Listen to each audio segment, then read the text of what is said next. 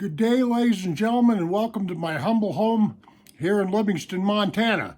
Okay, today's date is October 27th of 2022, and I would have to say that winter is upon us up here in Montana, which is nothing new, believe you me. Anyway, what this video is about is this item right here. Yeah, I know you can't see it and all that other stuff or whatever have you. Better yet, I better start making some sense. This is actually an object that was manufactured and built in Franklinville, New York, United States of America, if you can believe that. Yeah, I've actually got something here that was made in the good old USA. So my advice here is stick around, watch this video, and see if you can learn something. You might like this video. I don't know. I never know about these kind of things. So I'm going to go tabletop to show you this thing right here. Okay, thanks for joining me again. Right here, I just couldn't believe this. I discovered this about a week or so, 10 days or so ago. That this name right here, Old Hickory, has been around forever in the cutlery world. The Ontario Knives makes Old Hickory, and I've got a couple of Old Hickory knives out in my garage that I have used. I couldn't even tell you how much venison I butchered with those knives. I mean, I have probably used an Old Hickory knife more than I've used any other knife on the face of this planet, and that just ain't no kidding. And here's the box that this little guy comes in, made in the United States. They thwarted it as a survival or a hunting knife. It's a little doubtful on that. That fawning is so small there, a kid can, I don't know, you can't hardly breed that, I don't think. Well, anyway, it doesn't matter about that. But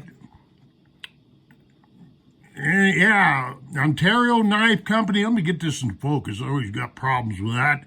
And there's their address right there, made in the good old USA, Franklinville, New York.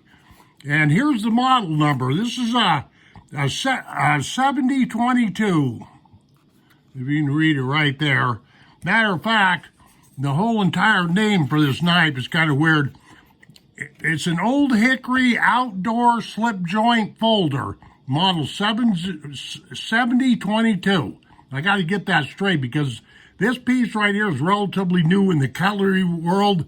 Old Hickory probably should have put out one of these little slip joints, quite a few years ago, but whatever here. That's my cheat sheet there. Let's get on with this because I'm burning daylight.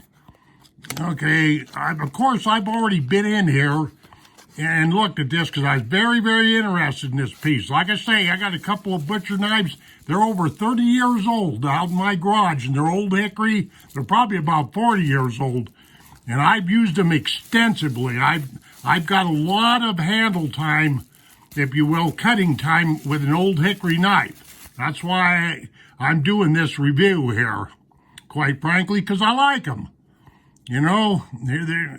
There you go. This is, I'm not sure how they get this Old Hickory on here. I think it's lasered or whatever have you. But here's the knife. Let me fold it out so you can look at it. But one thing I want to state is right here, prior to me doing this video here, I did all these measurements myself. So I know precisely what I'm talking about. This isn't something I read off the internet or whatever have you. But that's what this piece looks like. But I do, before I make a few statements here and get into this and whatnot have you, the best thing for me, because I've got short-term memory loss really bad, is for me to take my cheat sheet here and go down through this stuff. Now, you're welcome to take a screen cap or whatever you want here. This is an Old Hickory outdoor slip joint folder model 7022. The blade steel is 1075 high carbon, which means that this knife will rust, but you need to get a patina put on there, okay? It's got a flat grind on that blade, it's a drop point, and it's got a fingernail hole, not a fingernail nick. Let me make sure I'm in focus here. Okay, the cutting edge, I measured it at 2 3/4 inches. It's got a satin finish, but a patina is needed. And I'm not going to take the time to explain about patina. All you got to do is look this up on YouTube and all kinds of information on patina. Personally, myself, when it comes to this knife right here, I'm going to let the blade patina naturally, okay? That means get a good rust on it. Good rust, not bad rust. Okay, then the wood scales, I cannot tell if they're laminated or they are a walnut wood, but they're supposed to be walnut wood or maybe walnut pack of wood or something, but I just really can't tell. And I've looked at it with 10 power magnifying glass and all kinds of stuff. The handle is exactly 3 3/4 inches long. There's 3 brass pins in here that are peening this handle scales together or the knife scale together. The knife thickness is 1/2 of an inch. I measured out with my calipers.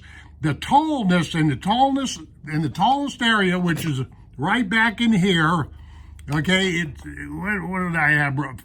15/16 of an inch, okay, at the tallest point. It's got full brass liners, and it's got a full-length blade spring, you know, for the slip joint part of the knife, but I can't tell what that metal is made out of. I think it's just 1075 high carbon steel, but I'm not exactly sure.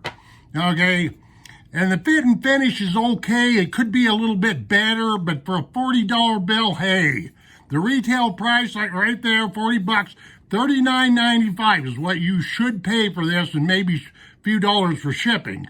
Okay, but like I say, I've got a lot of experience with this name right here, Old Hickory, and that's a fact too. I should have drug my old knives in here, but I didn't. Full brass liners. The fit and finish is, you know, it could be a little bit better. On this knife right here, if you see real close, there's a crack along this wood right here, but it doesn't seem to be bothering anything. I mean, it's not, it looks to me like mostly a surface crack. Let me get that in focus, but I don't know, maybe it's a worse problem than I think, but I'm not too worried about it because I've squeezed it every which way you can, and it don't seem to be going nowhere, so yeah. And here's that 1075 blade. I realize this is a weird looking little blade, but you know, my wife thinks it's really funny anyway. I like it because you can just grab this nail. It's not a nail nick, it's a nail hole, and open this. And this thing has got a pretty doggone stout little spring in it. And there's the mid stroke on this guy, and there's full open right here. Pretty nice arrangement as far as I'm concerned. These wooden scales are peened on here with these brass rivet type, you know, peens or whatever you want to call them, you know, pins, brass pins, brass liner. It's a very uncomplicated knife. And like I say, there's the fit and finish in a lot of places is not too bad on this knife. But like I say, it probably could be a little bit better. Am I recommending this? Yeah, I am. I checked this over for a good solid hour, 2 hours yesterday when I got it, and checked it over a lot this morning before I just started up this file here. And if you're looking for a USA made, relatively cheap, a good old boy type, old fashioned type, old school type knife, I'm highly recommending this. It's just that simple, you know. For a $40 bill, I don't think you can get hurt that bad.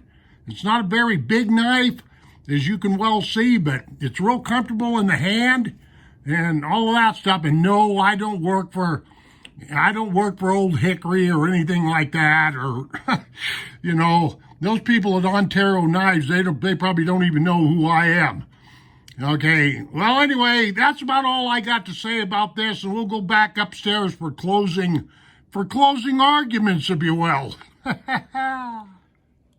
Very well, ladies and gentlemen, thanks for hanging in there with me. I hope you enjoyed this little review. It's short and sweet on this Old Hickory knife here, but this is what I've got to say in this setting. One of the reasons why I was determined to get a little review here is because, ladies and gentlemen, we need to support American business, American products. And this company, Old Hickory, has been around forever. This is something I know for an absolute fact. So, you know, part of the reason why I shelled out the $40 to buy this is because I'm very familiar with this. I've got a lot of experience with this knife company and all that good stuff. Okay, while I'm thinking about it, subscribe to my channel if you'd like, or don't, whatever. Comment, let me know what's going on, how you think, how you feel, whatever have you. Give me a thumbs up, a thumbs down, give me a middle finger. I'm just kidding about that. And take care of yourselves, and we shall see you on down the trail. Shoo.